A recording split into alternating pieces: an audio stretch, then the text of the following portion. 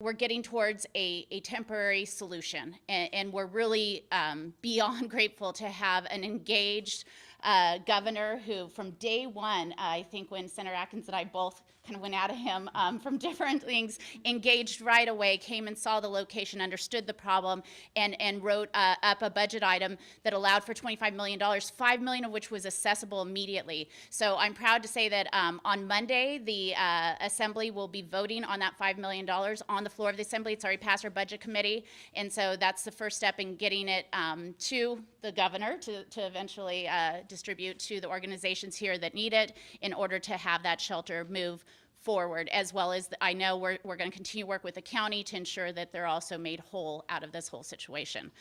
The other thing I'm really excited about is the $20 million that's going to come over the next few years.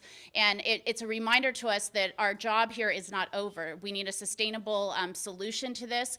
Obviously, we're hopeful that one day things will change at the federal level. We'll have somebody rational who will help us provide a sustainable solution. But until then, we are committed to figuring that out for San Diegans. We can't just let these folks roam our streets and be subject to human trafficking and violence and really fill up our homeless shelters even more. That's what would happen without this, this short-term solution and what we hope will be eventually a permanent solution.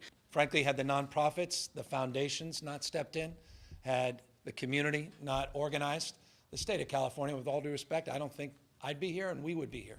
So had they not set that foundation, created those conditions, we would not have gotten in a position where you just heard from the Assemblywoman, they're moving forward with an appropriation and a budget that was just submitted a couple weeks ago, that appropriation in real time, whose process will be advanced next week and in the Senate a week later, and hopefully a signature that I'll have the opportunity to sign a few weeks after that. The $5 million is a down payment, $20 million is a commitment to, as we say, find a sustainable solution to address an issue that, with respect, may go away in the short term, but is likely to come back in the medium and long term. This is a legitimate humanitarian emergency, and we've said that for weeks.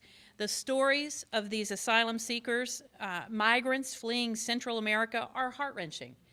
Heart-wrenching. These families are fleeing a life of violence, of hunger and fear, risking their very lives to search for hope. And if you get to meet any of these folks, you are immediately taken by the warmth, the gratitude, just the open hearts that they exhibit.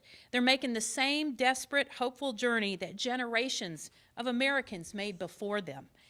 It's how our country was built. It was built by immigrants who defied the odds, who had the strength and the determination to find their way to the land of opportunity. We dishonor the great American legacy with the way our federal government has been treating these people. So it falls on us to do better. San Diego can do better. California will do better.